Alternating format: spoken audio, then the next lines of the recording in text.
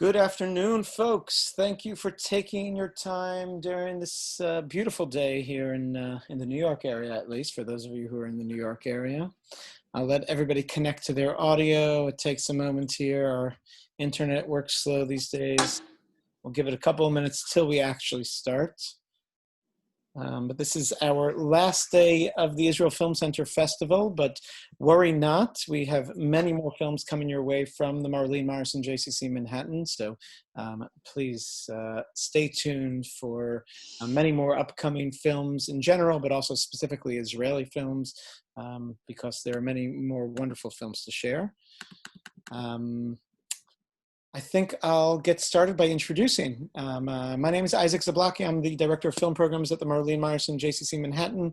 Again, this is our closing day of the Israel Film Center Festival. It's been an amazing week of films and conversations. You're all welcome to check out the films that are still online till midnight tonight, and then they disappear. So thank you all of you who joined us throughout the week. If you haven't finished the Dayan series yet, this is your last chance. Close the conversation. I'm just kidding. All of our conversations are also on our YouTube page and go directly there. So you could, of course, check out all of our conversations. We're excited to make you a part, and thank you all for being a part of these conversations throughout the week and for joining us for all these events. Just to let you know, our next event starting at 6 p.m. is the Q&A for Ulci, a film about Ulci Perry, one of Israel's most famous basketball players and a fascinating character. I want to give a huge thank you to all of our partners. Let's start actually by showing our trailer and check out our partner slide at the end. So we can roll our trailer. 2, 3, 4.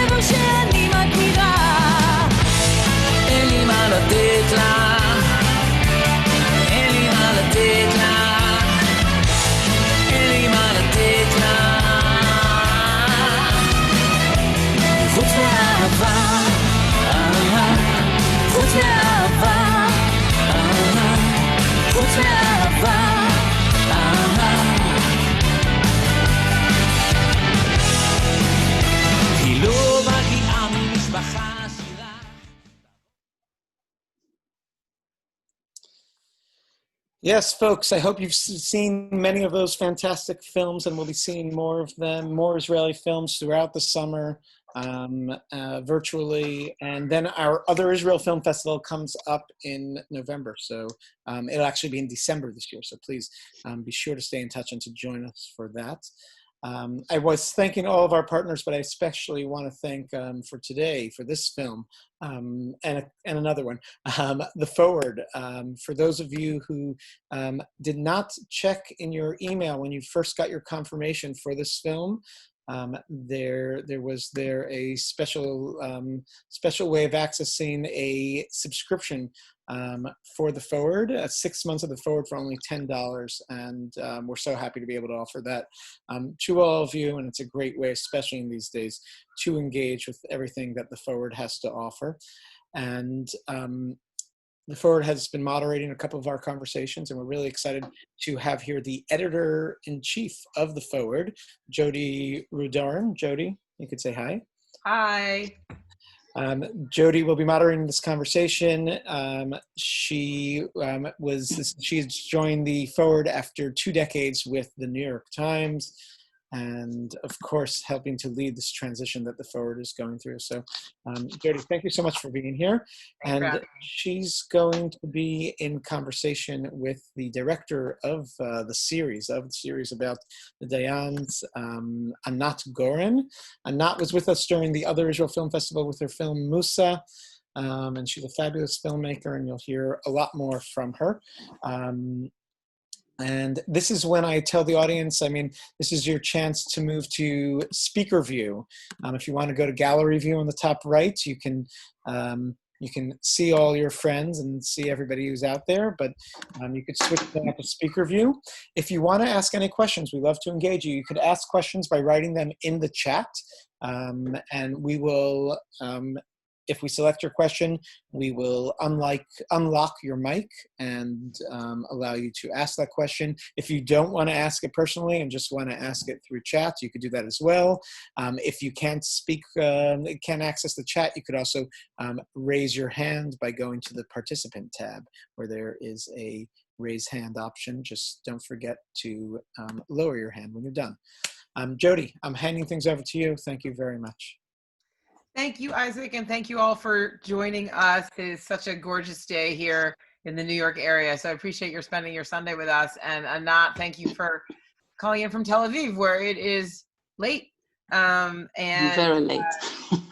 It was really great for me to be able to watch this film. I spent 4 years living in Jerusalem when I was the bureau chief there for the New York Times, and so it's always good for me to get back into the mode of Hebrew and test my subtitle need and everything. So thank you for that.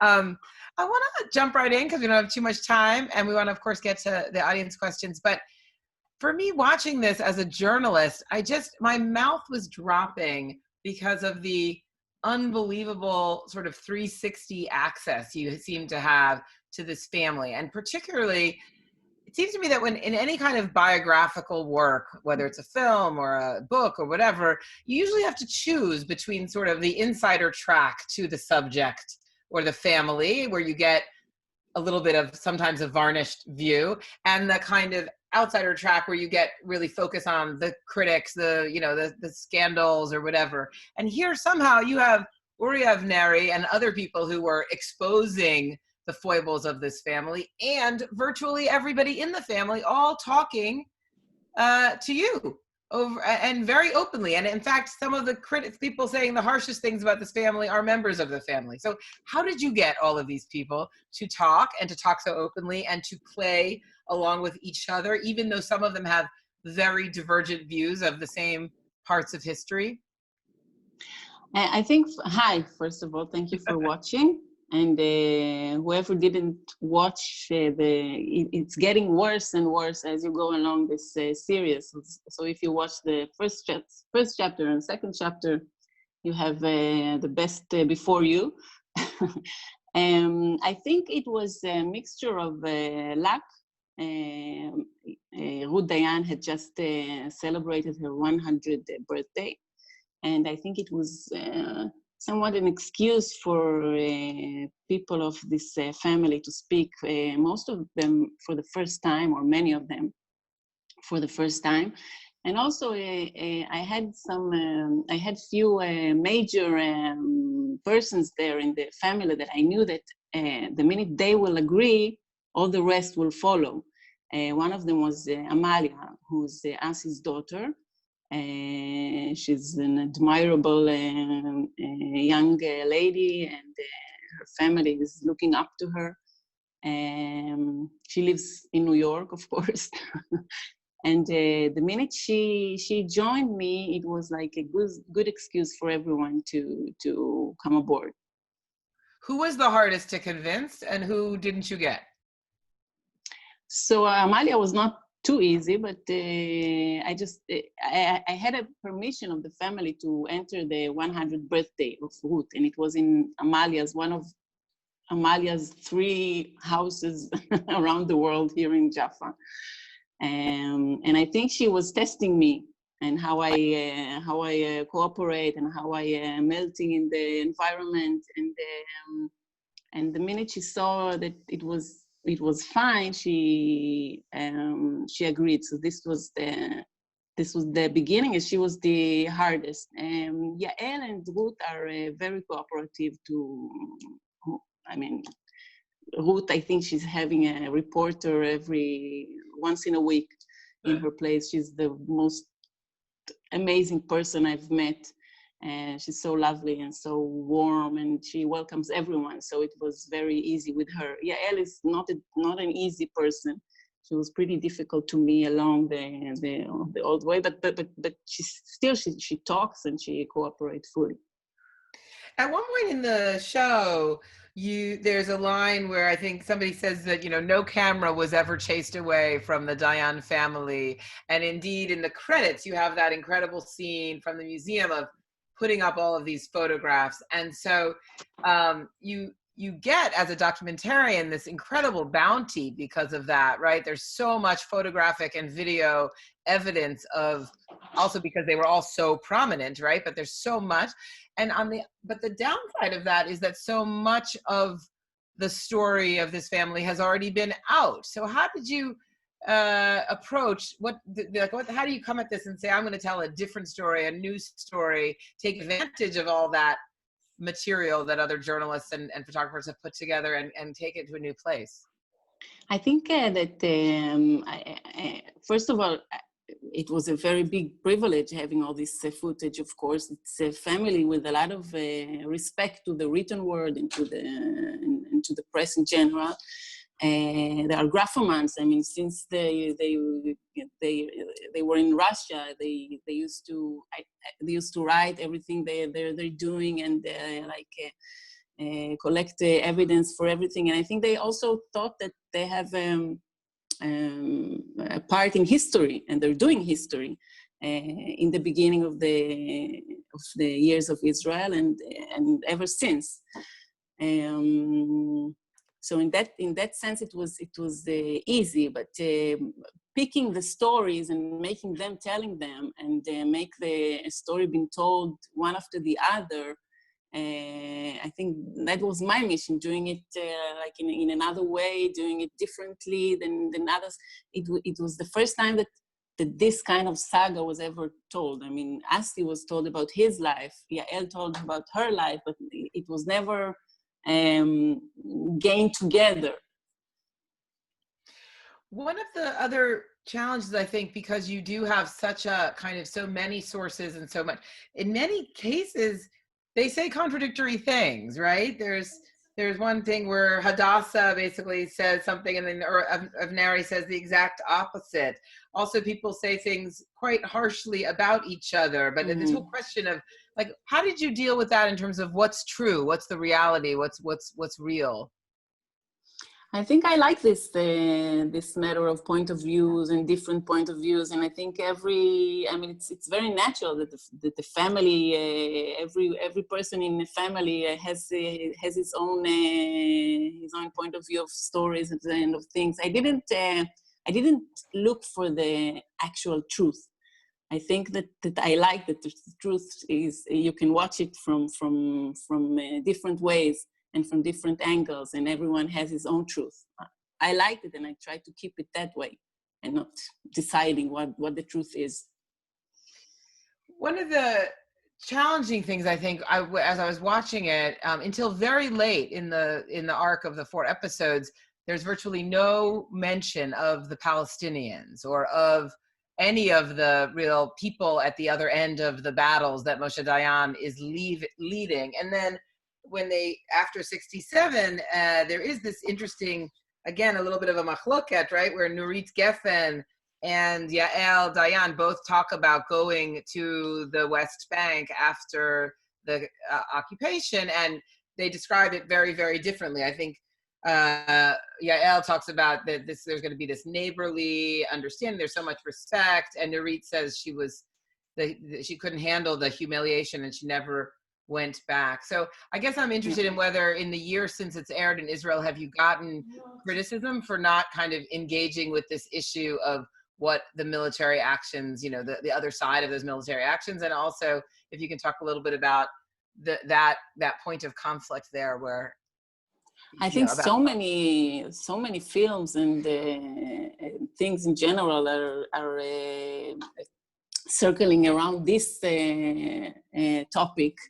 That no one criticized it. I mean, it was like we're a little. I mean, it's the issue that we live here, right? But we are sick of it, all of us. I mean, we really like to be over it by now after 53 years.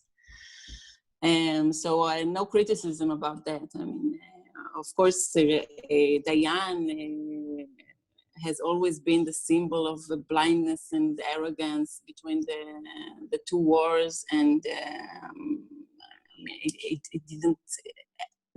I like the two different poses of the two family members that are thinking the opposite, and that's why it's there.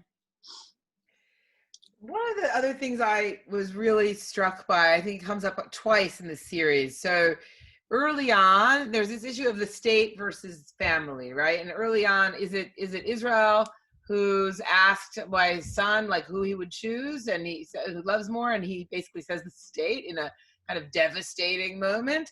And then you have much later, Ben Gurion invokes this in relation to Dayan and talks about the biblical King David.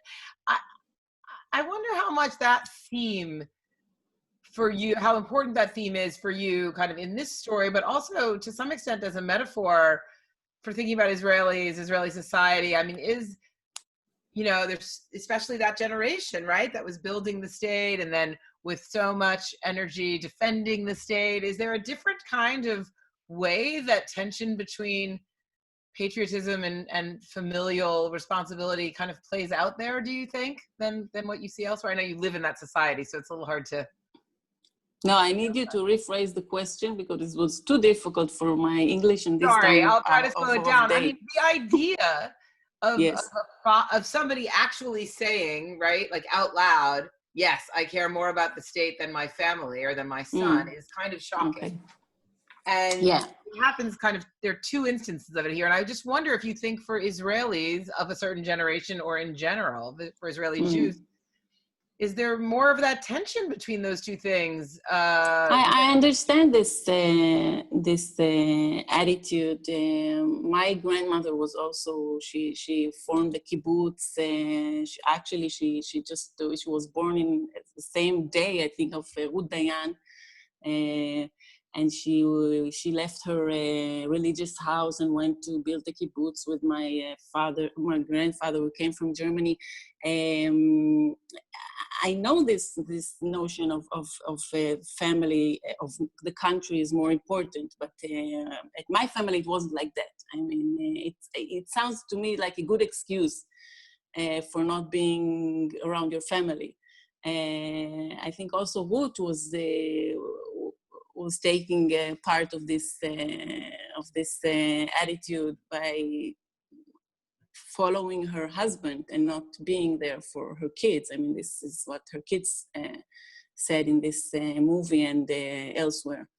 So I don't accept it. Of course, building this country was important, but still in my family and in other families, kids were important as well.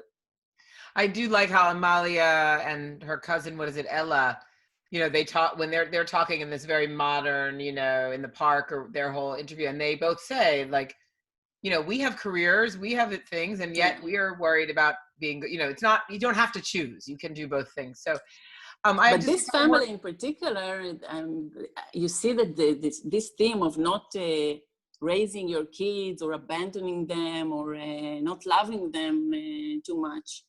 You see it in other parts of the family. So maybe it's something that really concerned to this family specifically.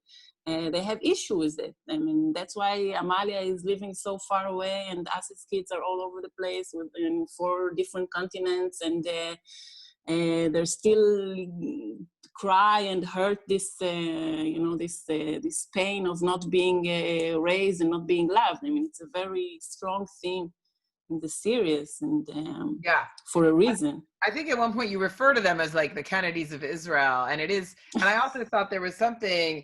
I feel like Hadassah, but without the money, looks a little bit like Jackie. And in a couple of these pictures, it was kind of shocking. But it is quite remarkable to think that the premier kind of left-wing poet of one generation and the premier military commander are cousins, I guess, right? Cousins? No.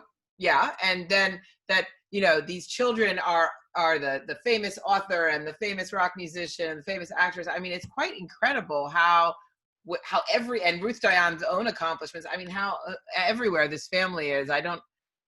Yes, it's what an a impossible treasure. mixture of talent and intelligence and charisma and madness and depression. I mean, they have it all in this family. I guess that's why you chose to do them. What has been their reaction since it came out? Are any of them What? angry? Any of the people What was? The members of the family, what's their reaction to the film? I mean, actually, most of them, or all of them, liked it a lot. I remember that after Udi died, I got a phone call from his son, which you saw along the series, who was very angry of his father. And I was positive that he was going to tell me, you know, now my father is dead, and let's erase it all, and what's the use? And he just told me, Dir Balak, I don't know if you know the word in Hebrew, but be careful not to cut everything and nothing. I mean, he told me. I wish I could have talked worse. I wish I could tell you all the truth. I mean, they have some kind of cheshbon, how do you say? Contract. No? Like a cheshbon. No, like cheshbon is in... responsibility, maybe? No, never mind. I mean, they have issues that they still want to solve, you know, between another. They want to be heard. It's like it was like a therapy to them, to some of them. But Yael, for example, Yael was the only one that really didn't like this series. She still have this duty, I think, to whiten her father's sins. She's doing it for so many years, and she didn't like the way he was portrayed. She didn't like that her part was smaller than she thought it should be. So she did a very good PR for this series. Bad and good PR. Interesting. One more question from me, and then we'll turn to some of the audience's questions. I'm interested in why you chose to open the series with the lioness anecdote. And it's funny because my colleague did a Q&A about the film There Are No Lions in Tel Aviv, and I found myself thinking, did I click on the wrong link for a second? But I'm interested kind of at the end of it, because it was the first thing I wanted to ask you, but then now that I'm looking back, having watched the whole thing, Ruth is she's such a central figure. She's, her 100th birthday, she was such a giant in her own right. And yet in some ways she departs the story. I mean, there's ways, she's separated from Moshe relatively early on. Anyway, why did you start with the lioness anecdote? What is that anecdote about for you? I think it's an analogy for everything, for the story of this country and of this family. This sense of we own this place, and this place is ours. We decide the rules. We can do whatever we like. I think it's an amazing story.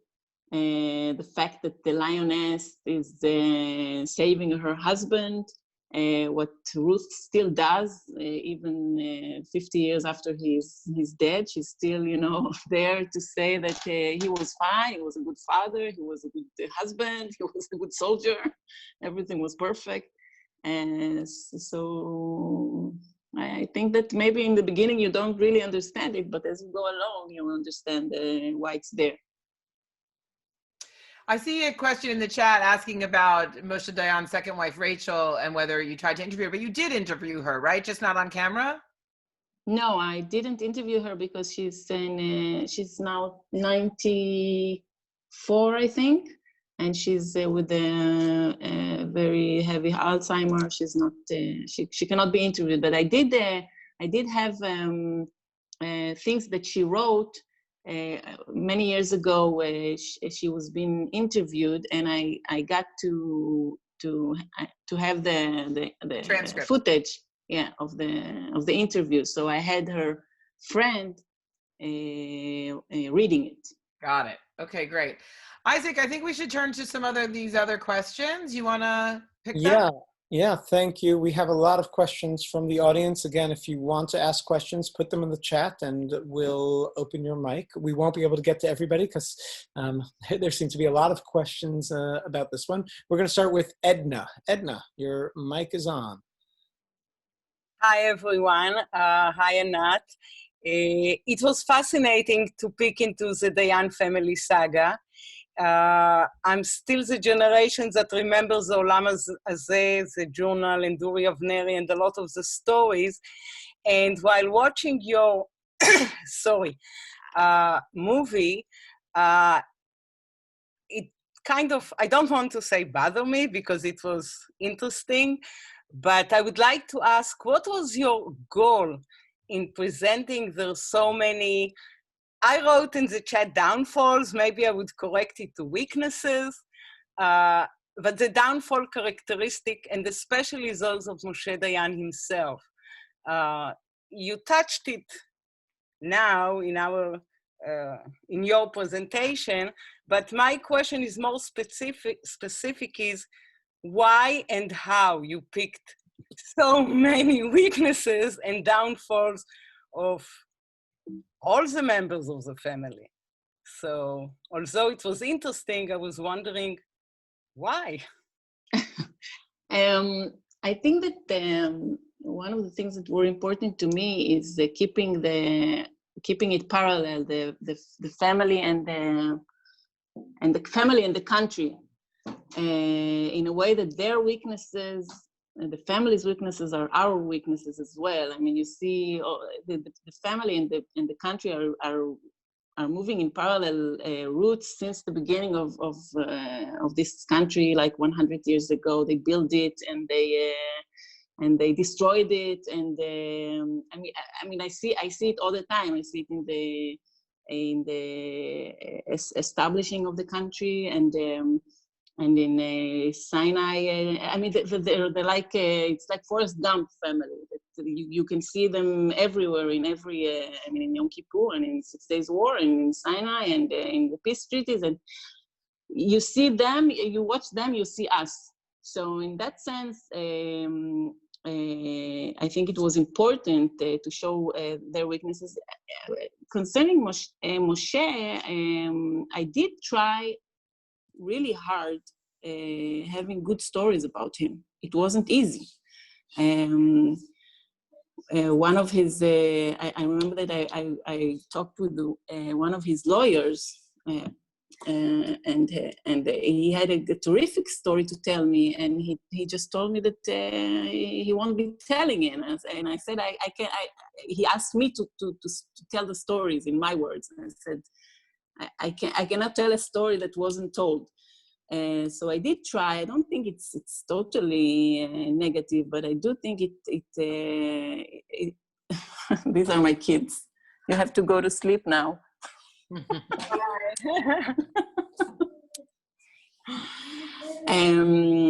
So it wasn't my intention to portray them bad, but this is their stories. They just stood in front of me and told me whatever was important to them to be told. So this is a family that was never censored itself, and I thought that I cannot be the one who will be censoring them. And I just I used the materials and edited as I thought is right to them and to the story. Okay, thank you.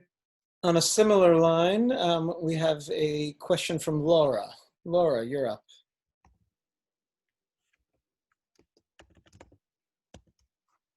Laura, can you hear us? You're unmuted.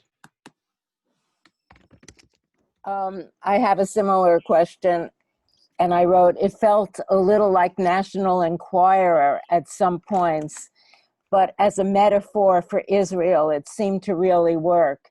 And I had the feeling that this was one of the reasons you chose to look at the family this way.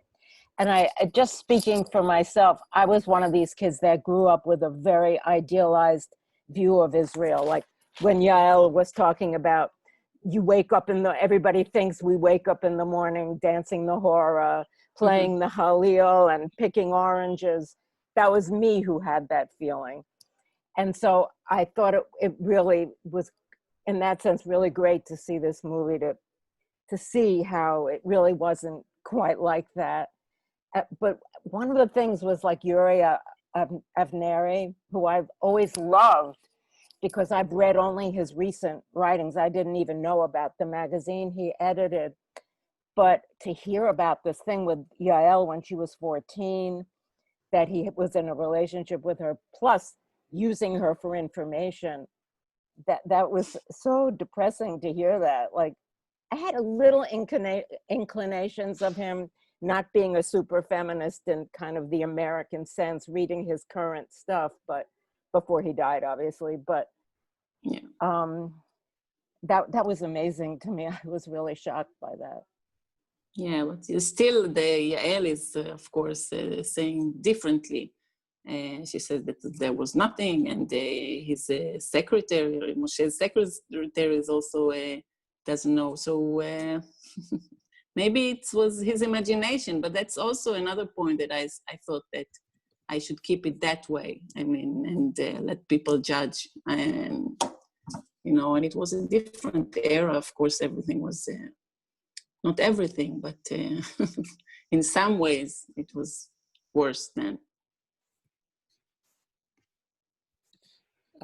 Next up, we're going to have Elizabeth. Elizabeth, you're on the air.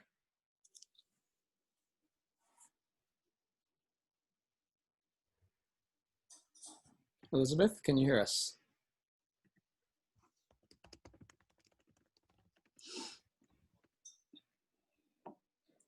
Okay, Elizabeth, if we're going to move on to Perry. Is that Miss Perry? We're going to unmute you. Oh, hi, and I really enjoyed the film. And is there going to be a soundtrack to the movie? No, unfortunately, no money left. Oh, okay. We're going to take another question from, actually, I would love to go back to Elizabeth's question for a moment, because that also connected to the making of it and the behind the scenes. I'm trying to go back here, but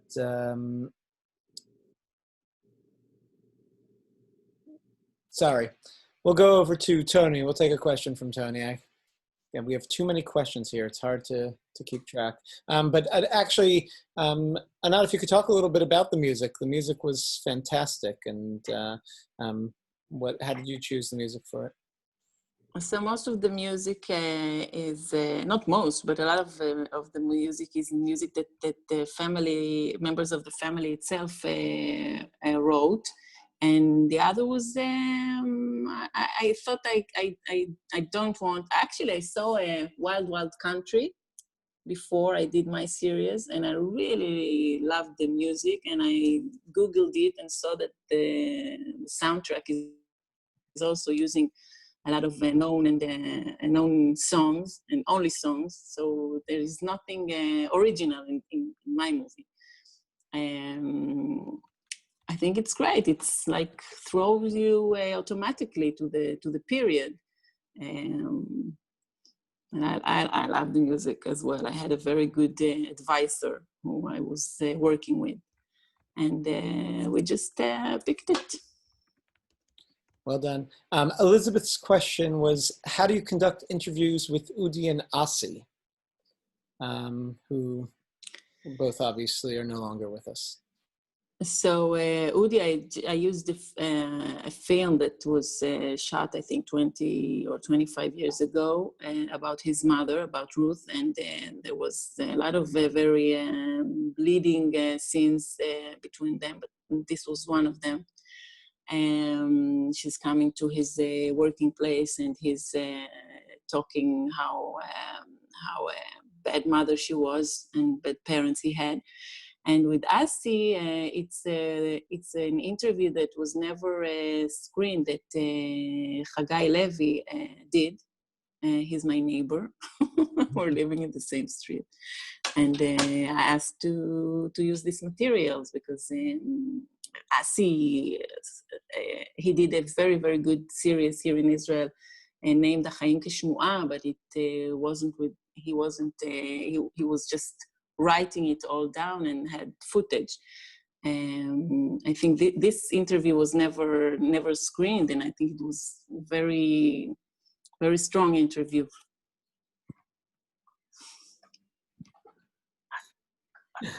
All right, let us take a question from Tony. Tony, you're on the air. Your kids can join, by the way. אתה רוצה להצטרף? It's a family festival. Family friendly. Congratulations, Mazal Tov was quite a movie. Thank you. I must say, I was pretty surprised. There was a lot of, interesting things about the lack of love and the dysfunctionality of the family. And it was surprising, but not surprising in a way because of the way you portrayed, the rest of the family, and the interviews you managed to give. But my question is, how did the Israeli public or the Israeli critics view your film? Because the sentiment, the general sentiment of the older generation was that he was an icon. I mean, he saved the country. I was there in 1967. I went there to volunteer in Israel. And he, who knew, what was going on really behind the scenes. So how did would you say the younger critics view the film, and maybe the older, some of the older folks view it? I think, well, fortunately or unfortunately, we have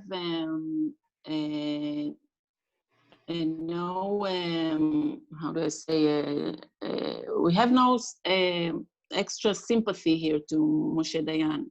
I was born on 73, just 6 days after the war started. And to me, growing up, Moshe Dayan was not icon at all. I mean, he was the architect of the graveyards.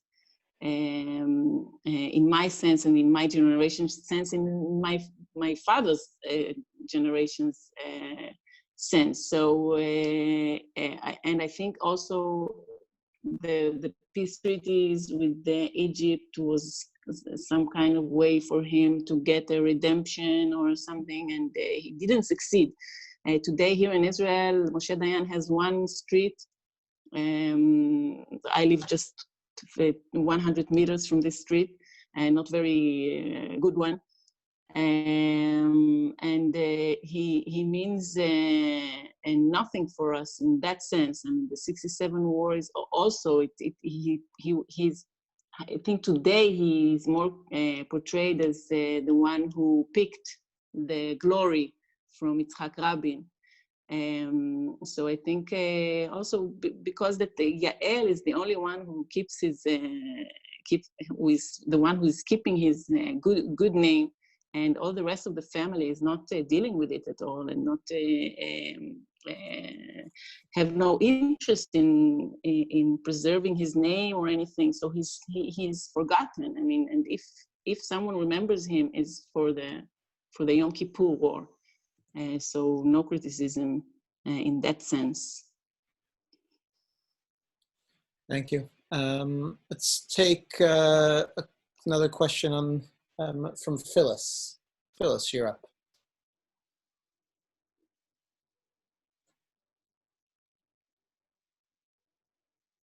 Phyllis, you've been unmuted. Can you hear us? Okay, we're going to go to the next. Roberta Kaplan from The Forward. Thank you, Roberta, for everything you've done for this. A big thank you. Hi, Isaac. Hi, Jodi. I found the film really interesting because I really didn't know a lot about Moshe Dayan's colored history. What are the feelings of the grandchildren today, Anat? You saw some of the kids trying to talk to their grandmother, and trying to push her on certain things when they were putting up the pictures of everybody. But you could see that she didn't want to be pushed, or she conveniently forgot, or whatever. But in general, what are the feelings of the grandchildren towards their storied grandfather? I think most of the family in general is just trying to end this saga. They don't want to be part of it anymore. This is why it's interesting that they did cooperate eventually, but they don't want anything to do with this family. The family has done wrong, has done bad to them, not good. There are few people of this family that doesn't want to be named, Dayan, even so. I remember one funny story that Udi's son told me, that once he went to look for an apartment, and there were many people that wanted this apartment, and his partner told him, well, tell the owner that you're Moshe Dayan's grandson, which I think he never did. So he said, okay, I'll go for it, because the line was very big. And he went there, and the owner of the apartment said, Moshe Dayan's grandson, you will never put your leg in this apartment as long as I live. So it's still hard for them. I think that the family is a different family until the Yom Kippur, until 73, and since 73. It's a whole different family, and they're still living it, I think.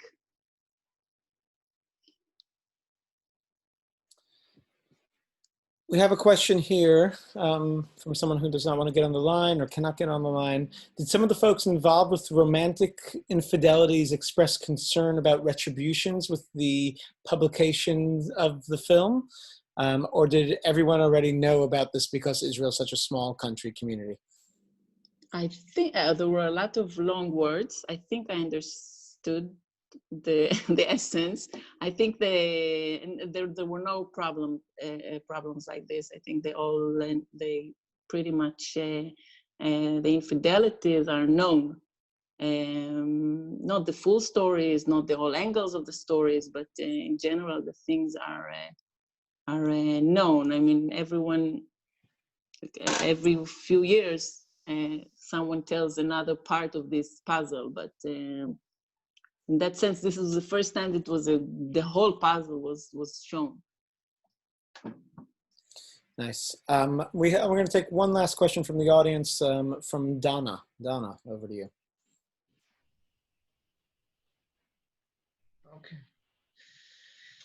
Okay, I think, is that me? Yes.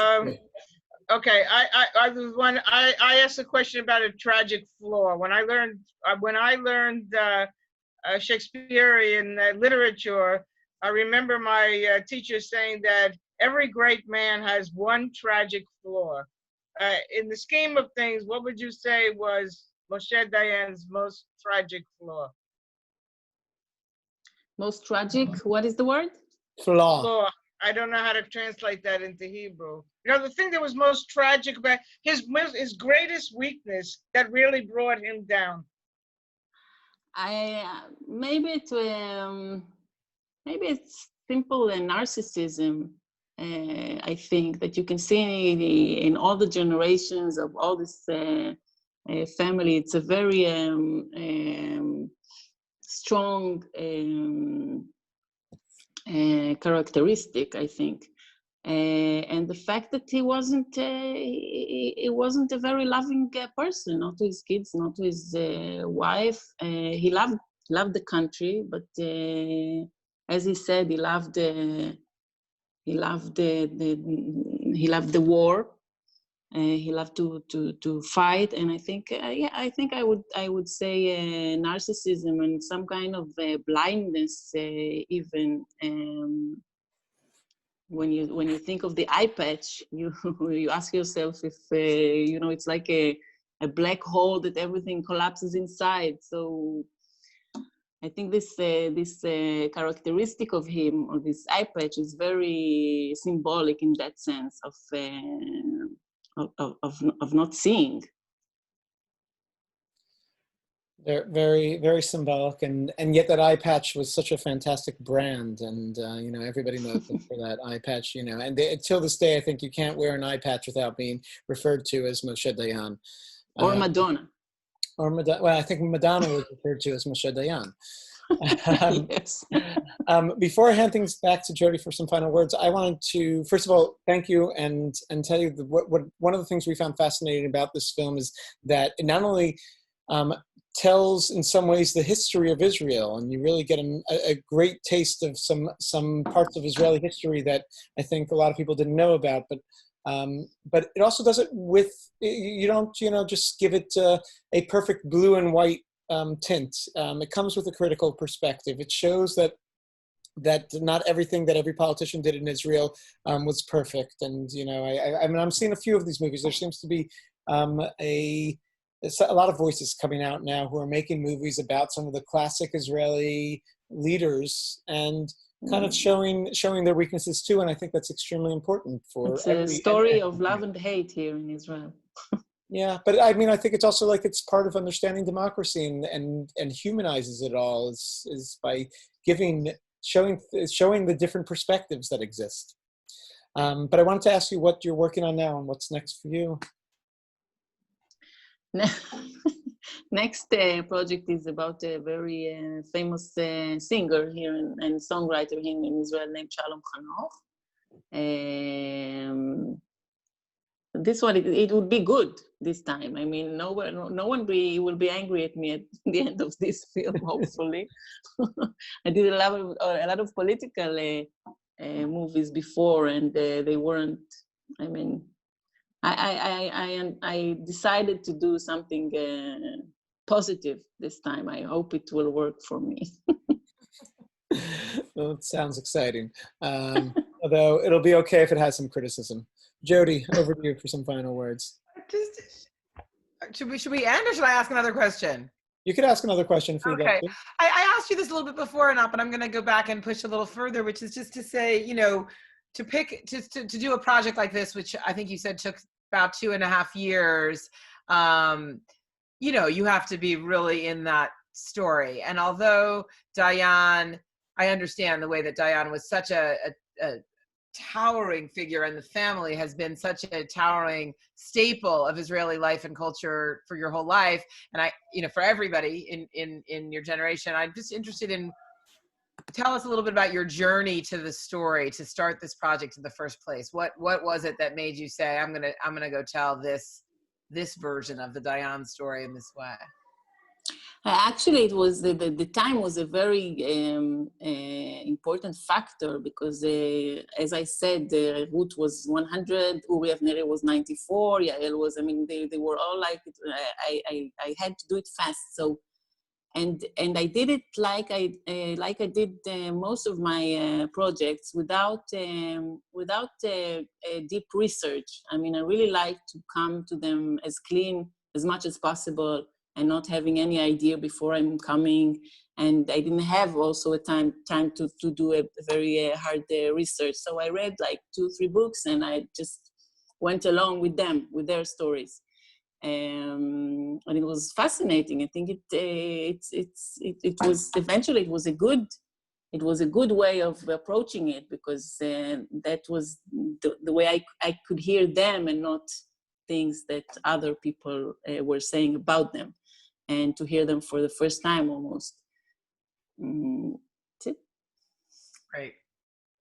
Great. Well, thank you for having me, Isaac, and thank you, Robbie Kaplan, for setting this up. Thank you all for joining us today.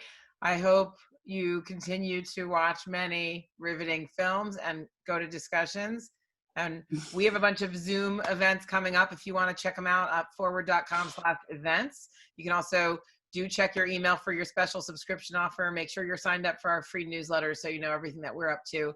And we love our partnership with the JCC. We hope we'll be doing more stuff with you, Isaac, in the future. Thank you. Thank you, and look forward to doing them in person somehow. I want to remind everybody that at 6 p.m. we have our final conversation for this festival with the director of ULSI, along with with some special guests, so please join us for that. Nancy Spielberg, who's one of the producers, she'll be there as well, so that's at 6 p.m.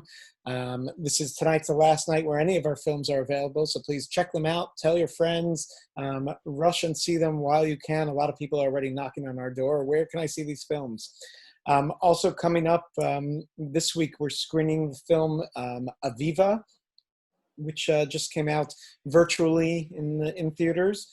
And we're going to have a conversation on Thursday night. So you can check that out and all of our upcoming films up at jccfilm.org. You could see there the full list of our June films. Coming up is also another Israeli documentary called Picture of His Life. And also the film Tahara, which is about a Hebrew school student and shows the perspective of American Hebrew schools like I think never shown before in cinema. So please join us for all of those and much more. Thank you for being here. Thank you for being a part of the conversation. Please stay safe, everyone, and we hope to see you in person soon. Take care. Thank you again to the Forward. Thank you, Anat. Thank you all. Thank you.